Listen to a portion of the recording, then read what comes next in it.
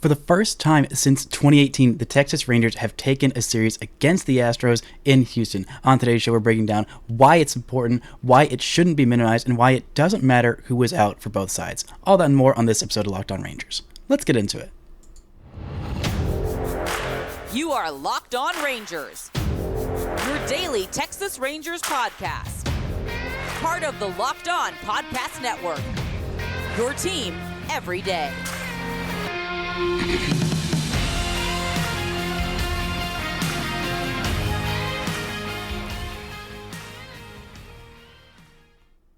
You are locked onto the Texas Rangers. I'm Bryce Patrick, a cripplingly addicted Texas Rangers fan since 2010, the founder and host for all 5 seasons of this Locked On Rangers podcast. Thank you all so much for making Locked On Rangers your first listen every single day. If you're not already, you can follow me on Twitter at Bryce Patrick. You can follow the show at Locked On Rangers. Subscribe on YouTube, where the best way you can help the show is to comment nearly any single thing below. Today is Monday, April 17th. Your Texas Rangers are 9-6, alone in first place in the American League West after winning a series in Houston for the first time in nearly 5 years. Before we get into today's show, this episode is brought to you by Ultimate Baseball GM. Ever dreamed of becoming MLB GM and managing your baseball franchise? Well, then this game is definitely for you. To download the game, just visit ultimatebaseballgm.com or look it up in the App Store. Our listeners get a 100% free boost to their franchise when you use promo code LOCKEDON in all caps in the game.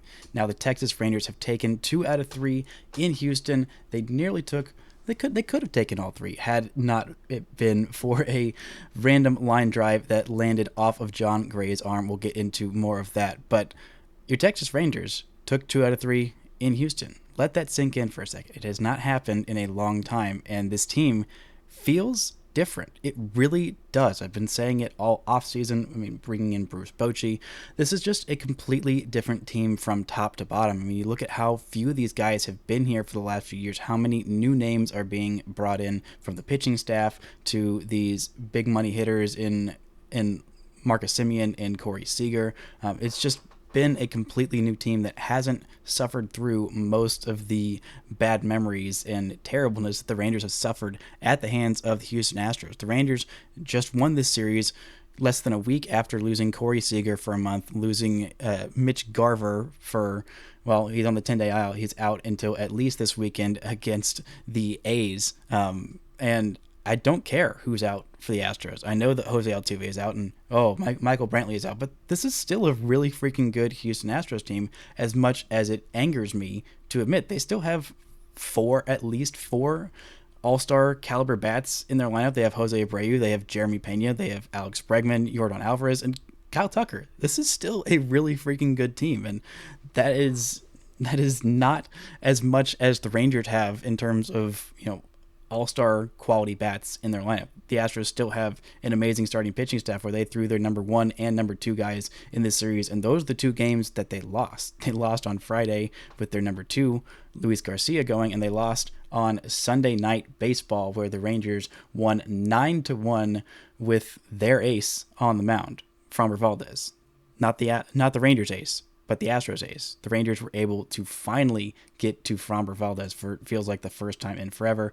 And even though most of those runs were unearned and his ERA is still going to sit below 2, the Rangers really finally got to him in a game that felt completely different, like the complete antithesis of what the Rangers have been doing for the last few years. I mean, this is just, I don't know what other way to say it. The Rangers were in close games. I mean, it ended in a 9-1 blowout. Thank the good Lord. That was a lot of fun. The Rangers were able to just drop 9 runs in the combined in the 7th and 8th innings and run away with this one and not make it super close in the end. But there were some nervy moments. The Rangers were able to fight through those. Same with Friday's game, a 6-2 victory. Jose Leclerc was in there to not get the save, but still a close game nonetheless. The Rangers were able to get an insurance run at the top of the 9th inning there to make it not a save situation, but Texas was in some close games, and they've been in close games before. Last year, they played a lot of close games in Houston and would just fumble the bag away in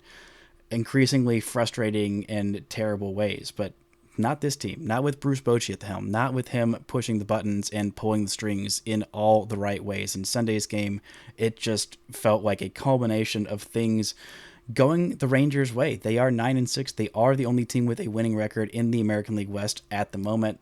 Seattle is in second place at 8-8, a game and a half behind the Rangers. So even if the Rangers lose on Monday night with Jacob deGrom on the hill in Kansas City and the Seattle Mariners win, I don't know if they're even playing tonight, but the Rangers will still be alone atop the AL West after 16 games into their season. Right now, we are just under 10% of the way through the season, and the Rangers are on top. That is not nothing. I know that it's easy, and the Astros fans are going to say, oh, well, this guy's hurt, and this guy's hurt, and it's this time in the season. The Rangers and the Astros don't play again until, I believe, at least mid-June, maybe July. It is going to be a while before these two teams play again. And the Rangers taking 2 out of 3, I would much rather win 2 out of 3 than lose 2 out of 3. I would much rather have a winning record and be atop the AL West than have a losing record and be in 4th place in the AL West just ahead of the A's. The Rangers and Astros have switched places at this point, and this Sunday game was full of huge moments, but especially in that 7th inning where the Rangers dropped a 6-bomb, and that 7th inning were able to get the Astros starter out of the game, and just big moment after big moment, everybody in this lineup coming through. And that is one of the things that I love about this team, is that they're prone to the big inning. They don't nibble and bite away at leads. When they get an opening, they have absolutely seized on it early on in this season. The Rangers got 6 runs in the 7th inning, poured on 3 more in the 8th, just for good measure. Got started with Nathaniel Lowe double, and Adolis Garcia hustling out a ball that was hit to Jeremy Pena, forced him to hurry the throw, and it was a bad throw and ended up ending in an error. And so, of course, every run in that inning, all 6 of them ended up being unearned runs. I don't think that's necessarily how that should work, but, it's fine. Whatever. Josh Young kept the party going with a single, and then Jonah Heim with possibly the biggest plate appearance of the game, taking 5 pitches, did not swing the bat, did not take it off his shoulder. Bases were loaded in a nothing game with no outs. He took 5 pitches, a curveball, a sinker. Only one of them was a called strike, and 2 of them were just about as close as you can get, including the 5th pitch of his plate appearance that ended up in a walk. Great take by him. Boosted the Rangers' win probability 10.2%, according to MLB.com. Actually, I think that is according to, Baseball Savant? Maybe it's whoever it was, whoever it is in the official game tracker. Then up comes Robbie Grossman on an 0 for 22 skid. I know just the sight of him at this moment makes you just feel kind of frustrated that this is the Rangers' everyday DH, it seems like, at this point. But he's on an 0 for 22 skid, and you know what he does? He just absolutely pops a ball into left field over the head of the shortstop and drives in another run. The Rangers still have the bases loaded with no outs and have chased Framber Valdez from the game. In comes Hector Neris and gets Leody Taveras to fly out, Travis Jankowski to strike out swinging. Up comes Marcus Semien with 2 outs. The Rangers have gotten a pair of runs, still have the bases loaded with 2 outs. Marcus Semien goes down 0-2 and ends up taking an 0-2 splitter, which he swung through in the first pitch of the at-bat, which was a little below the zone. The 0-2 splitter was left up in the zone. Marcus Semien golfs that thing into those stupid Crawford boxes for a grand slam. Rangers take a 6-run lead, do not look back, and end up winning this one. Coming up, we're going to look at Bruce Bochy's decisions, another great outing from Andrew Heaney, and the rest of this series. But first, this episode is brought to you by Ultimate Baseball GM. Ultimate Baseball GM is the most fun game I've played in quite some time. I've always thought that I could be a great Major League GM. As it turns out, it's not all that easy. I've had the same thought in fantasy. If you've had the same thought and fantasize about managing your own franchise, go and download Pro Baseball GM immediately. The game lets you manage every strategic aspect of the franchise. You can play through seasons and lead your franchise and fans to glory as you build your historic dynasty. In the simulation, you're responsible for hiring the right coaches and staff, manage team finances, all this in a game with a realistic world. Ultimate Baseball GM is completely free, playable offline, play on the go, play as you want as well. Locked On Rangers listeners get a 100% free boost to their franchise when you use the promo code LOCKEDON in the game store.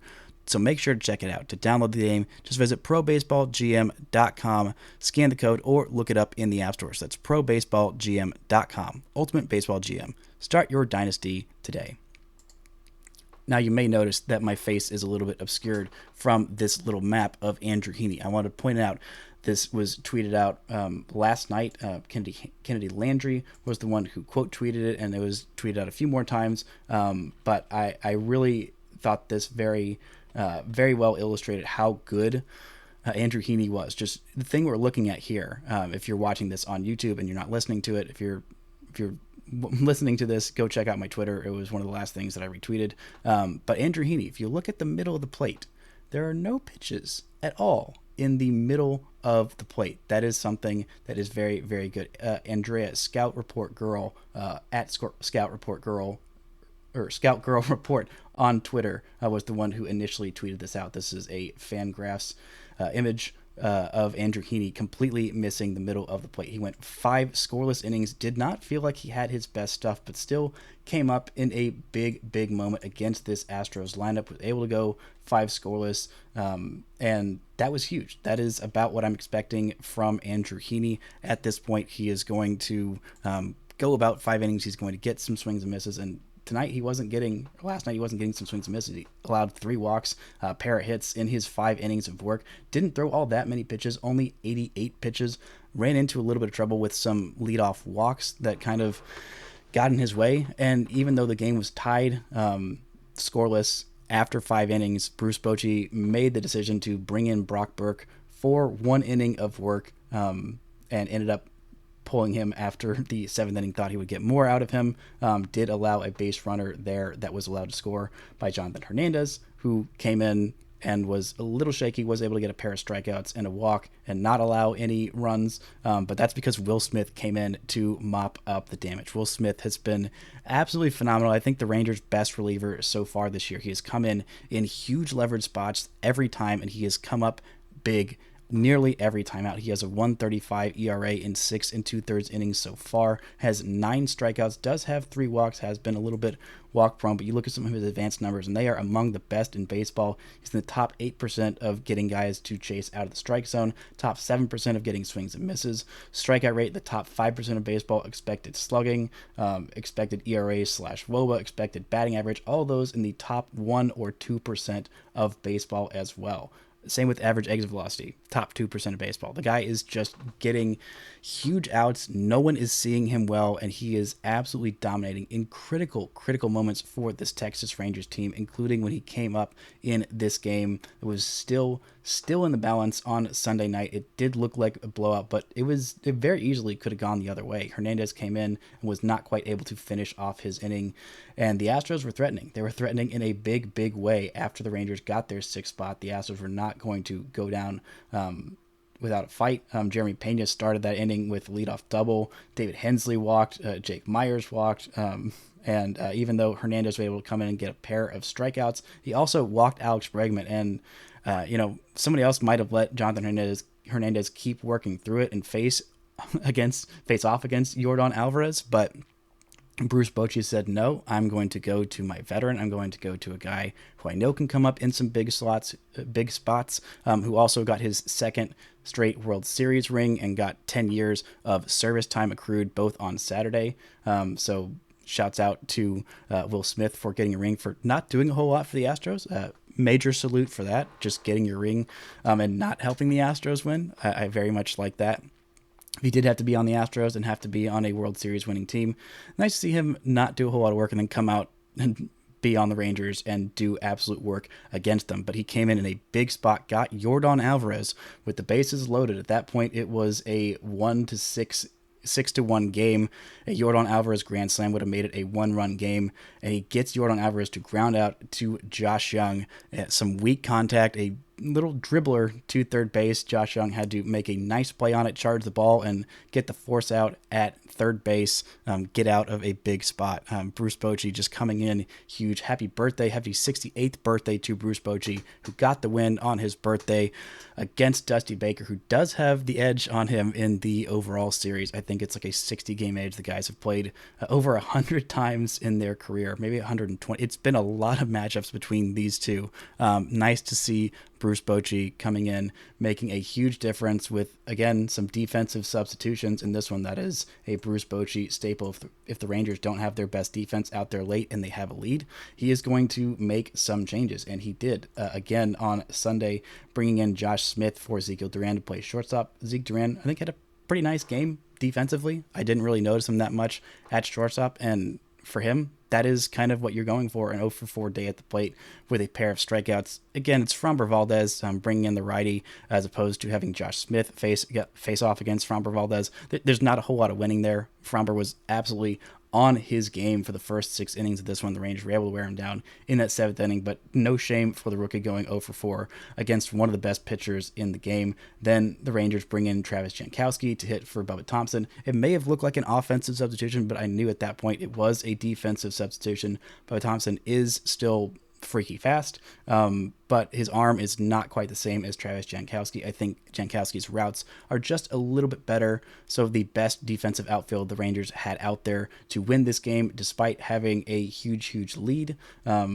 Bruce Bochy said, it doesn't matter. We're going to get every single out that we can. They didn't do that on Friday's game when the Rangers were winning late, but they already had their best defensive outfield out there, best defensive infield as well. So there was no need to make any changes because the best defense was already in the game. Bruce Bochy is not afraid to make those changes, and he is coming up in a big way. Speaking of Josh Young and a little bit about that Saturday game, I want to talk more about John Gray's scary moment. Thankfully, it's not as scary as it looked, and Josh Young coming up big in this series and why I think he might be the most personable player on this team. But first, this episode is brought to you by So Rare. Our new sponsor, So Rare, is a revolutionary fantasy baseball game and a marketplace transforming fans into owners with officially licensed digital cards featuring players from across all 30 MLB teams. Unlike other fantasy baseball platforms, So Rare managers truly own their fantasy experience, collecting, buying, selling, and competing with player cards against global opponents to win epic rewards. Win or lose, you still own the cards, and there is no cost to play. Plus, the more you win, the more you advance, collecting increasingly powerful cards and accessing next level competitions and rewards. So head to sorare.com/lockedon. That's spelled SORARE.com to draft your team of free players, set your lineup, and start competing today to win epic rewards. Again, that's sorare.com/lockedon to start playing today. Now, Josh Young came up with a couple of really good defensive plays in this one. A couple of really good defensive plays, honestly, all season, with that big moment getting Yordan Alvarez to ground out to third base, and a nice diving double play to end the game that wasn't necessarily the most crucial spot, but still a really nice play, and I think needs to be rewarded. Josh Young has come up big in this series. He has just come up big at the plate with professional at-bats. He had that huge 9-pitch walk in before Jonah Heim's walk-off home run in the win of Jacob deGrom's last start against the Royals in extra innings. He has just come up big moment after moment, time after time. This is a professional hitter. This is a guy who the Rangers are going to lean on. They're going to lean on a lot of guys in this offense with their two big bats in Corey Seager and Mitch Garver on the IL. And I think Josh Young is ready to be one of those guys. And I think he's really got a lot of personality in there. Most of this team, no offense to them, this is no shade at them at all. There are a lot of baseball robots, and that's fine. They're really good baseball robots. Corey Seager, very good baseball robot. Marcus Semien, very good baseball robot. Jacob deGrom, incredibly efficient baseball robot, but not exactly the most personable guys. That's why I love Adolis Garcia. Nathaniel Lowe has got quite a bit of personality as well. And I think Josh Young has really got that. He's not showing it off too much, but he's a guy who is competitive as crap out there. And I saw this in this little moment in the 8th inning that just brought me so much freaking joy. I've been watching this kid for forever, since he was at Texas Tech. I know he's got just a little bit of an edge in him there. And he blooped this double down the left field line, didn't score a run at that moment, did lead to more runs later on in the 8th inning. But after he blooped that double down the left field line and he's standing there on base, the camera goes to him and he just gets this little you-know-what eating grin, standing there on second base, knowing that they are absolutely giving it to the Astros on national television, their biggest rivals, who have talked so much trash over the years, who have been so incredibly dominant, who have put this Rangers team down where they have been. They have made them feel like they are down and trash for many years, and the Rangers are finally ready to freaking kick back, and this was a series of them doing that. Just that little moment of Josh Young standing there like, yeah, we are giving it to the defending champs on national television. Everybody is noticing this except for ESPN, who I feel like hardly ever mentioned that the Rangers are actually winning the AL West. The entire game, the entire series, the Rangers winning the AL West. They are doing well, and it felt like it was just an Astros love fest. It's just so frustrating, and it's like, oh, well, the Rangers have been so trash for so long. Yeah, they have been, but they're doing well right now. This is this season. This is not last season. This is not 2021. Thank God we are done with that time. And it's not 2020 either. The Rangers are winning the American League West. They are. Deal with it. 15 games in the season. It's not nothing. We are halfway through the month, more than halfway through the month of April, and your Rangers are in a playoff spot where they have not been for some time. But they are there now, and they are not going away. They have another 3 pretty easy series. Hopefully the Rangers can sweep one of these next 3 series. They have 3 games in Kansas City. They have 3 games at home against the A's, who have been quite terrible. By the way, that Friday game is going to be started by John Gray. Took a 109-mile-an-hour liner off his right arm, and that was the only game the Rangers lost. It was a 2-2 game, and unfortunately, John Gray wasn't able to go any further in that one. Ended up just being a bruise. He's going to throw his normal bullpen on Wednesday. Thank the good Lord, because I thought that arm was broken. That was an absolute liner that he took off of his pitching arm. Thankfully, he is okay.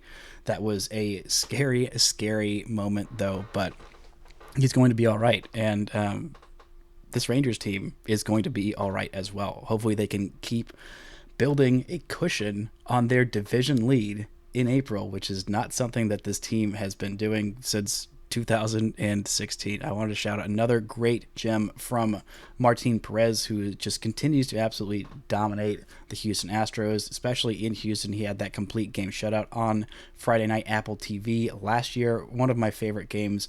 That was my favorite game of the season last year in a year. That was really, really frustrating. The Rangers were able to kind of dink and dunk their way into getting these runs. Big moments from Nathaniel Lowe, who has an 11-game hitting streak. He is someone who the Rangers are going to be counting on with Corey Seager out for a month, and he is in the middle of an 11-game hitting streak, which ties a career high. And he has extra base hits in, I believe, at least half of those games. Maybe it's up to 6. I think heading into Sunday night's game, he had a 10-game hitting streak and a 5-game extra base hitting streak. So shouts to Nathaniel Lowe for also stepping up. Marcus Semien is also starting to turn around. He did it last year off of a grand slam against a division rival on the road.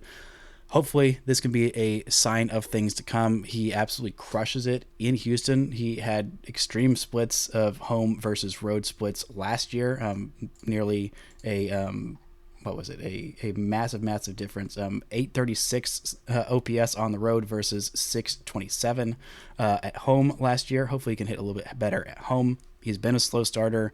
Not as slow a start as last year, but hopefully this grand slam on the road can kind of get him going into those stupid Crawford boxes. But hey, they worked for Yordan Alvarez getting his home run on Friday night, and they worked for Marcus Semien hitting an 0-2 pitch with 2 outs for a grand slam. Hopefully he can continue to crush it this series. He went 5 for 12 with a pair of walks, a double, and a grand slam. If you're doing the math, that is a slash line of 417, 500, and 750 slugging percentage.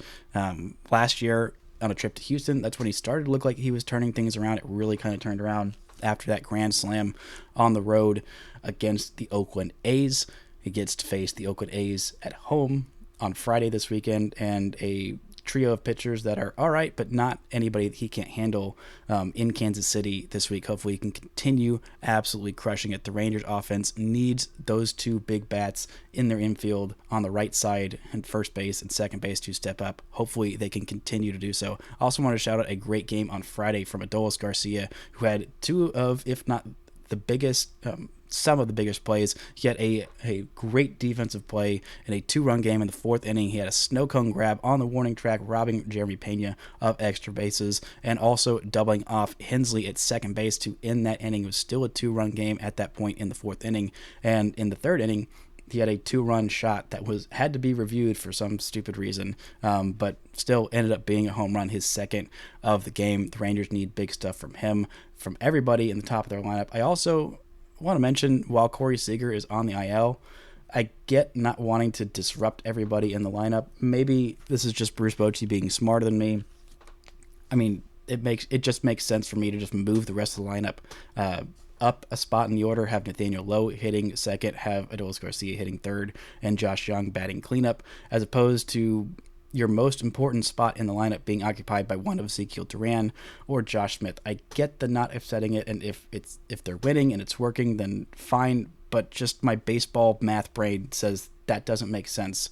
Don't do that. Just give more at-bats to the guys who are good, and good things will happen. Don't waste your most important spot at guys who are, I think, fine. And if Ezekiel Duran starts hitting like I think he can, which he hasn't so far this year at the big league level, then it won't be that big of a difference. But right now, those guys are not doing well offensively. I mean, Josh Smith does have a 361 on base, but he's hitting just 148 and does not have an extra base hit because he keeps getting hit by pitches, 4 walks and 5 hit by pitches. Josh Smith, thankfully, he's been grazed by most of them, but he did have that really scary moment where he got hit in the face with a fastball.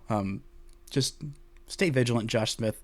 If you're getting hit by pitches, let it be in your jersey or in your thigh, and less so in your face. Hopefully we can see a little bit more from Ezekiel Duran. Offensively, I think he's got plenty more in there. I think he's put together some good at-bats. He's had some rough moments and hasn't been playing consistently. I would like to see him playing more consistently because I think he's an everyday guy. But still, it's nice to see him getting out there at shortstop and holding his own in that Sunday night game.